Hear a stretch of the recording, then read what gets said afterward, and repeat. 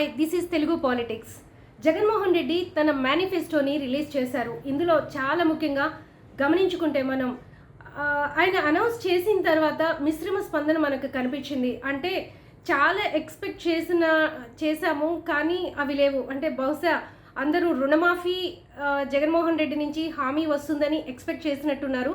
But ఆయన గత ఎన్నికల్లో కూడా 2019 ఎన్నికల్లోనూ ఇప్పటి ఎన్నికల్లో కూడా ఆయనైతే ఆ హామీ ఇవ్వదలుచుకోలేదనేది చాలా స్పష్టంగా చెప్తూ వస్తున్నారు.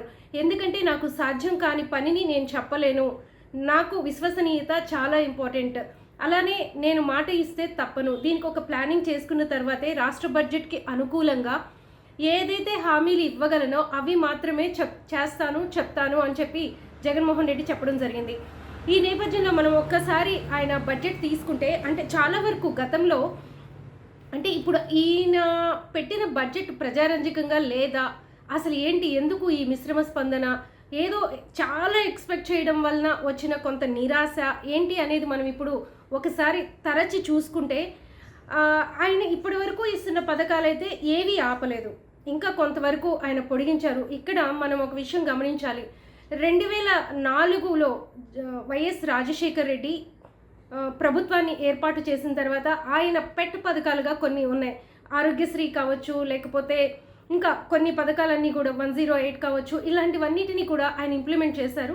2009 ఎన్నికలకు వెళ్ళేటప్పుడు ఆయన ఏం చేశారంటే చిన్న చిన్న సవరణలతో అంటే పాతవి కంటిన్యూ చేస్తూ కొత్తవి ఎక్కువగా ఇవ్వకుండా రాష్ట్ర బడ్జెట్ మీద ఇంపాక్ట్ చూపకుండా ఉండే విధంగా ఆయన ఒక మేనిఫెస్టోని అప్పట్లో 2009లో ఆయన రిలీజ్ చేశారు. అది మనం చూసుకుంటే అప్పట్లో 5 కేజీలు బియ్యం రేషన్ ఇచ్చేవాళ్ళు.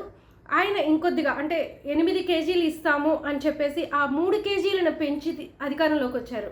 అంటే చిన్న చిన్న మార్పులతో అధికారం. బహుశా ఇప్పుడు జగన్మోహన్ రెడ్డి కూడా ఇదే 2009లో వైఎస్ఆర్ చేసిందే ఫాలో అయ్యారా అంటే మనకి ఇక్కడ స్పష్టంగా కనిపిస్తుంది. కానీ 2009లో వైఎస్ఆర్ చేసిన దానికన్నా చాలా ఎక్కువగానే జగన్మోహన్ రెడ్డి ఇక్కడ ఇచ్చారని మనం చెప్పుకోవచ్చు.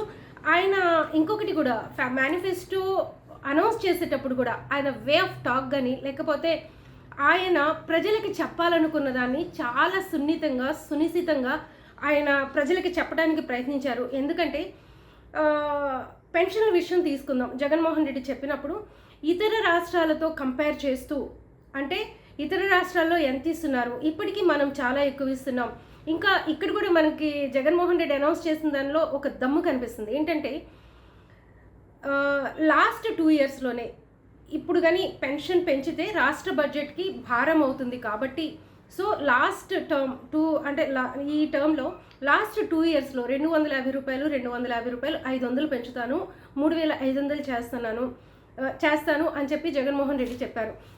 ఇక్కడ కూడా ప్రతిపక్షాల నుంచి విమర్శ ఎదురవుతుంది. ఎందుకంటే వాళ్ళు 4000 ఇస్తామన్నారు, ఈయనేవి 4000 చెప్పలేదు. ఈ 500 కూడా పెంచే 500 లాస్ట్ 2 ఇయర్స్లో పెంచుతామని చెప్పారు. దీనికి కూడా చాలా దమ్ము కావాలి. ఎందుకంటే ప్రతిపక్షాలు విమర్శలు చేసే నేపథ్యంలో తను ఎంత ఇవ్వగలడు, రాష్ట్ర బడ్జెట్కి భారం కాకుండా తను ఎంత ఇవ్వగలడు అనేది మాత్రమే చెప్పారు. అది కూడా లాస్ట్ 2 ఇయర్స్లో అంటే వచ్చే ఎన్నికల కోసం ఇస్తున్నాడా అనేది కూడా ఒక విమర్శ రావచ్చు. కానీ ఆయన ముందే చేయొచ్చు కూడా. ఈ భారాన్నంతా ఆయన అంచనా వేసి మళ్ళీ ఆ 500 పెంచడం వల్ల కూడా ఎంత భారం అవుతుంది అనేది కూడా ఆలోచించిన తర్వాతే నేను ఇది చెప్తున్నాను అని. ప్రతి పథకానికి సంబంధించి ఆయన పెంచింది కానీ అలానే ఉంచాల్సి వచ్చినందుకు కూడా ఆయన రీజన్స్ చాలా కన్విన్సింగ్గా ప్రజలకి అంటే ఇంట్లో ఒక ఫ్యామిలీ మెంబర్స్ ఎలా డిస్కస్ చేసుకుంటారో అలా తన మేనిఫెస్టోని ప్రజలతో డిస్కస్ చేసిన విధంగా జగన్మోహన్ రెడ్డి తన మేనిఫెస్టోని రిలీజ్ చేశారని మనం చెప్పుకోవచ్చు. ఇక్కడ మనం కొన్ని విషయాలని ప్రస్తావించుకుందాము. అంటే మేనిఫెస్టోలో వచ్చేసి 2 పేజెస్ చాలా సింపుల్గా ఇచ్చాను. ఇది ప్రతి ఇంట్లో ఉండాలి, తర్వాత ఇది నెట్లో అవైలబుల్గా ఉంటుంది, ప్రతి ఒక్కరికి అవైలబుల్గా ఉంటుంది, ఎప్పుడైనా చూసుకోవచ్చు. నేనేమి ఇది దాయటాలు లేకపోతే వీటిని హామీలు ఇచ్చిన తర్వాత అధికారంలోకి వస్తే తీసేయటాలు, మేనిఫెస్టోని నెట్లో నుంచి తీసేయటాలు, కనిపించకుండా చేయటాలు ఇలాంటివి ఏమీ నా నుంచి జరగవు. మీరు ఎప్పుడైనా సరే ఈ మేనిఫెస్టో చూసుకోవచ్చు. గతంలో చెప్పిన మేనిఫెస్టో కన్నా చాలా ఎక్కువే చేశాను. ఇప్పుడు కూడా ఈ మేనిఫెస్టోతో పాటు గతంలో మనకి ఇంకొక కొన్ని మంచి ఐడియాలు లేకపోతే మన రాష్ట్రానికి ఇంకా ప్రయోజనం కూర్చే లేకపోతే అవసరం అనిపించే వాటిని నేను ఖచ్చితంగా ఇంప్లిమెంట్ చేస్తాను అని చెప్పి ఆయన చాలా స్పష్టంగా చెప్పారు. ఇక్కడ మనం మహిళల విషయానికి వస్తే వైఎస్ఆర్ చేయూత 75,000 ఉండేది, అది 1,50,000కి ఆయన పెంచారు. చాలా ప్రతిపక్షాలు అంటున్నారు ఏమిచ్చాడు పాతదే కదా అని చెప్పేసి కొంతమంది క్వశ్చన్ చేస్తున్నారు. బట్ ఇక్కడ పెంచారు. అలానే వైఎస్ఆర్ కాపు నేస్తం కూడా 58.3 లక్షల మందికి ఇచ్చారు. 3 దఫాలుగా ఇస్తున్నారు. మళ్ళీ ఈసారి 60,000 మందికి ఇస్తాము అని కూడా చెప్తున్నారు. అలానే జగనన్న అమ్మఒడి చూసుకుంటే ఇంతకుముందు 15,000 ఉండేది. అందులో 13,000 తల్లికి ఇచ్చేవాళ్ళు, 2,000 స్కూల్ మెయింటెనెన్స్ కానీ అక్కడ ఇన్ఫ్రాస్ట్రక్చర్కి కానీ అన్నిటికీ ఇచ్చేవారు. అయితే ఇప్పుడు 17,000 ఇస్తున్నాడు కాబట్టి 15,000 మదర్కి ఇస్తారు, 2,000 స్కూల్స్ మెయింటెనెన్స్కి ఇస్తానని చెప్తున్నారు. ఇది కూడా రౌండ్ ఫిగర్ చేశారు. 0 వడ్డీ వైఎస్ఆర్ కళ్యాణమస్తు అది కూడా 10వ తరగతి అని పెట్టారు. బహుశా అంటే చూస్తే అనిపించింది ఇంకా చదువుకుంటారు కదా, ఇంటర్మీడియట్ పెడితే బాగుండిద్దేమో అని. ఎందుకంటే చిన్న పిల్లలే 10th అయిపోయిన తర్వాత పెళ్ళిళ్ళు చేసేసుకుంటున్నారు. సో ఒక 11th అలా 12th అలా పెట్టుంటే బాగుండేదేమో అని అనిపించింది. కానీ బట్ చదువు అనేది ఎంత ఇంపార్టెన్సో, ఊరికే చిన్నపిల్లలకి పెళ్ళిళ్ళు చేసి పంపించేస్తే రేపు ఏదైనా కూడా చదువుంటే బాగుంటుందనే ఉద్దేశంతోనే 10వ తరగతి పెట్టామని జగన్మోహన్ రెడ్డి చెప్పడం జరిగింది.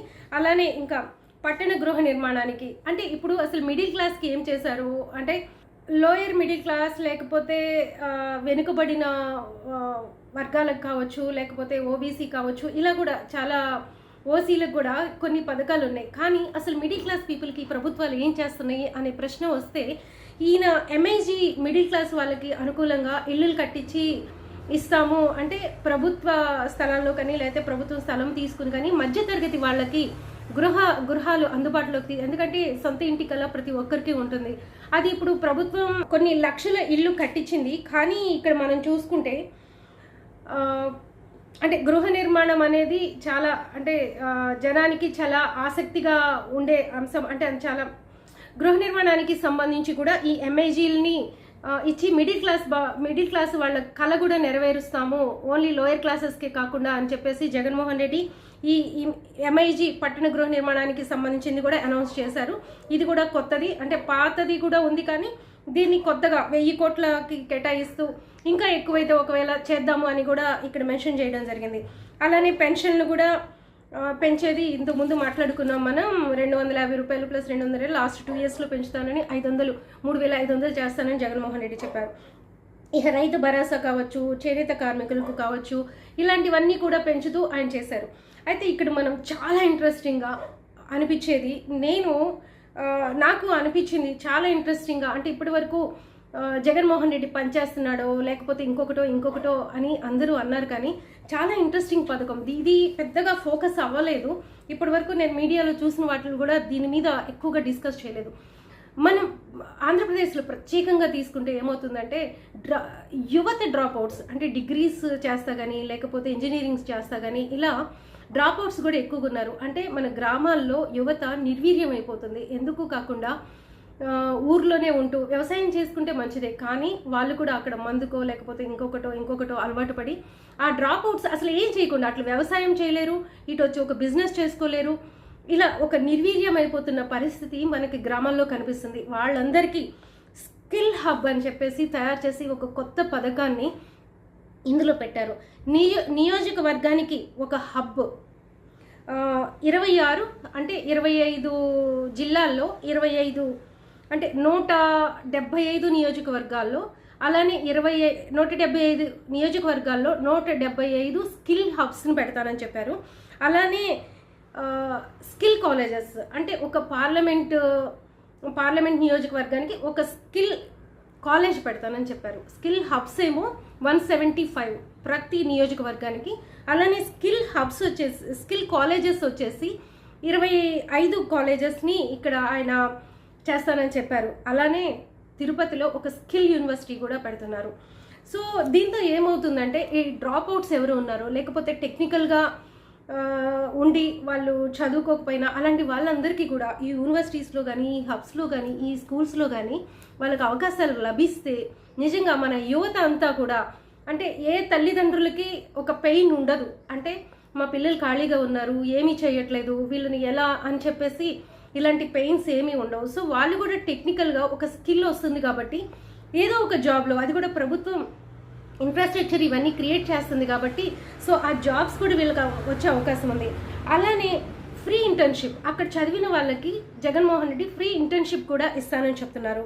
అలానే అక్కడ వచ్చేసి అబ్బాయిలకి 2,500 రూపాయలు, అమ్మాయిలకి 3,000 రూపాయలు స్టైఫండ్ ఇస్తాము వాళ్ళు ఫ్రీ ఇంటర్న్షిప్ చేసేటప్పుడు అని చెప్పడం, ఇదైతే చాలా అల్టిమేట్ పథకం అని మనం చెప్పుకోవచ్చు. నిజానికి ఒక రుణమాఫీనో లేకపోతే ఇంకొకటో చేయడం వలన అది రాష్ట్ర బడ్జెట్, కానీ ఇలాంటి కాలేజెస్ కానీ ఇలాంటి స్కిల్ యూనివర్సిటీస్ కానీ ఇలాంటివి కానీ వస్తే యువత నిర్వీర్యం కాకుండా, అంటే ప్రతి గ్రామము ప్రతి ఇల్లు ఒక చైతన్యవంతం అవుతుందని చెప్పుకోవచ్చు. ప్రతి కుటుంబం కూడా రేపు ఒక ఉద్యోగాన్ని సంపాదించే అవకాశం ఉంటుంది. సో ఇలాంటి పథకాన్ని ఈయన రూపొందించడం అనేది నిజంగా ఒక అద్భుతంలా చెప్పుకోవచ్చు. ఇది ప్రతిపక్షాల వాళ్ళు అనుకోవచ్చు, ఇంత పొగుడుతున్నారు, ఇంత ఇది చేస్తున్నారంటే ఇలాంటివి చెప్పేటప్పుడు అంతా చాలా కామెంట్స్ వస్తూ ఉంటాయి. పెయిడ్ ఆర్టిస్టులు ఉన్నారు, ఎంత తీసుకున్నారు, ఇలాంటి కామెంట్స్ అన్నీ వస్తాయి. బట్ దయచేసి అర్థం చేసుకోండి, ఇది ఎక్కడ పెయిడ్ కానీ లేకపోతే ఇలా కాదు, యాజ్ అ జర్నలిస్ట్గా చెప్తున్న అంశం. ఇది చాలా, అంటే నేను జర్నలిస్ట్గా ఉన్నప్పటి నుంచి కూడా గ్రామాల్లో జరుగుతుంది చూసిన తర్వాత, ఈ పథకం చూసిన తర్వాత నాకు చాలా ఇంట్రెస్టింగ్గా, చాలా ఇన్స్పైరింగ్గా అనిపించింది ఈ పథకం. అందుకే ఈ పథకం గురించి నేను ఇంత చెప్తున్నాను. ఇన్ని పథకాలున్ని ఇన్ని డబ్బులు ఇస్తున్నా కూడా నాకు అనిపించని ఒక గొప్పతనం ఈ పథకంలో కనిపించింది కాబట్టి ఇంతగా చెప్పాల్సి వస్తుంది. జగన్మోహన్ రెడ్డి కూడా చెప్పారు. ఇంకొకటి ఏంటంటే ఐబీ సిలబస్, ఐబీ సిలబస్ అనేది ఆయన మొన్న టర్మ్లోనే ఆయన నవరత్నాల్లో లేకపోయినా కూడా తీసుకుని చేసిన అంశం. అంటే వాళ్ళు 2035 నాటికి ఇప్పుడు ఐబీ సిలబస్ పెట్టి, అలానే వాళ్ళకి టోఫెల్ ఇవన్నీ కూడా చిన్న క్లాసెస్ నుంచే వాళ్ళకి పిల్లలకి ట్రైనింగ్ ఇస్తున్నారు. అంటే ఈ ట్రైనింగ్తో ఈ విద్యార్థులు రేపు ఇంటర్నేషనల్ మార్కెట్లోకి వెళ్ళి వాళ్ళు జాబ్స్ చేయాలన్నా, కాంపిటేటివ్ ఎగ్జామ్స్ని ఫేస్ చేయాలన్నా కూడా వాళ్ళకి మంచి పరిస్థితి కనిపిస్తుంది. ఎందుకంటే విద్యారంగాన్ని కావచ్చు, హెల్త్, ఈ రెండింటినీ మాత్రం నిర్లక్ష్యం చేయలేదు అంటానికి ఆయన చేపట్టిన ఏదైతే ఆయన ఇచ్చిన మేనిఫెస్టో ఉందో దానికి అద్దం పడుతుందనేది మనం చెప్పుకోవచ్చు క్లియర్గా. సో అందరూ అంటే మేనిఫెస్టో గురించి రుణమాఫీలో లేకపోతే గోల్డ్ రుణమాఫీలో వాట్ ఎవర్ రుణమాఫీ చేస్తారని ఎక్స్పెక్ట్ చేసిన వాళ్ళందరికీ కూడా కొంత నిరాశ ఉండొచ్చు. కానీ అదే కాదు కదా, అంటే బడ్జెట్ ఇవన్నీ చూసుకోవాలి. రాష్ట్రం విడిపోయిన తర్వాత ఇప్పుడు ఇవన్నీ వస్తున్న నేపథ్యంలో అంటే కొన్ని మనకి ఏదైతే మేలు జరుగుతుందో వాటినైతే ఆయన ఎక్కడా నెగ్లెక్ట్ చేయలేదనేది ఆయన మేనిఫెస్టో చెప్తుంది. సో ఇంతకుముందు ఇచ్చినవి ఏవి కూడా ఆపలేదు, ఇంకా కొంత పెంచారు. అన్నిటికీ మించి ఆయన ఇంకొకటి మేనిఫెస్టోలో రాజధాని అంశాన్ని పెట్టారు. గతంలో మేనిఫెస్టోలో రాజధాని అంశాన్ని పెట్టలేదు. ఆయన అధికారంలోకి వచ్చిన తర్వాత అమరావతి, వైజాగ్, అట్లానే కర్నూలు న్యాయ రాజధానికి ఇట్లా 3 రాజధానుల అంశాన్ని అది తర్వాత తెచ్చింది. కానీ ఇప్పుడు ఆయన మేనిఫెస్టోలో పెట్టి ఆయన చెప్పారు, ఇప్పుడు కానీ నేను గెలిస్తే వైజాగ్ నుంచే నా పరిపాలన స్టార్ట్ అవుతుంది అని చెప్పేసి ఆయన నిజంగా ప్రతిపక్షాలకు ఒక ఛాలెంజ్ విసిరానని చెప్పుకోవచ్చు. ఇప్పుడు ప్రతిపక్షాలు కూడా వాళ్ళేంటి ఒకే రాజధాని అమరావతి దానికి కట్టుబడి దాన్ని విస్తృతంగా ప్రచారం చేస్తారా, లేకపోతే జగన్మోహన్ రెడ్డి 3 రాజధానుల అంశాన్ని వాళ్ళు నెగిటివ్గా ప్రచారం చేస్తారా అనేది చూడాల్సి ఉంది. ఎనీహౌ ఇదైతే పేదల మేనిఫెస్టో. ఆల్రెడీ ఆయన 5 సంవత్సరాల్లో ఆయన ప్రూవ్ చేసుకున్నారు. 99% ఆయన ఇవ్వనివి కూడా దాదాపు 120% ఆయన ఫినిష్ చేసి ప్రూవ్ చేసుకున్నారు. కాబట్టి జనాల్లో కూడా ఆ నమ్మకం ఉంది, జగన్మోహన్ రెడ్డి చెప్తే చేస్తారు అని. బహుశా మరి ఈ మేనిఫెస్టో జనరంజకంగా ఉందనేది, అంటే ఇప్పటి వరకు పథకాలు తీసుకుంటున్న వాళ్ళు, అందుకుంటున్న వాళ్ళు, అలానే ఎడ్యుకేటెడ్ పర్సన్స్ అయితే ఇవన్నీ కూడా ఈ స్కిల్ హబ్స్ లాంటి వాటిని పరిగణలోకి తీసుకుంటారు. ఇంకొక చిన్న విమర్శ వినిపిస్తుంది ఏంటంటే, ఈయన అదే పథకాలు ఇచ్చారు, మళ్ళీ పంచడమే అవుతుందా, ఇన్ఫ్రాస్ట్రక్చర్ ఎక్కడ క్రియేట్ చేశారు అనేది కూడా ఒక క్వశ్చన్ కనిపిస్తుంది. బట్ ఇన్ఫ్రాస్ట్రక్చర్ ఎక్కడ క్రియేట్ చేయలేదో నాకు అర్థం కాలేదు. సో ఎందుకంటే కాలేజెస్, మెడికల్ కాలేజెస్ కావచ్చు, హెల్త్ యూనివర్సిటీస్ కావచ్చు, లేకపోతే పోర్ట్స్ కావచ్చు,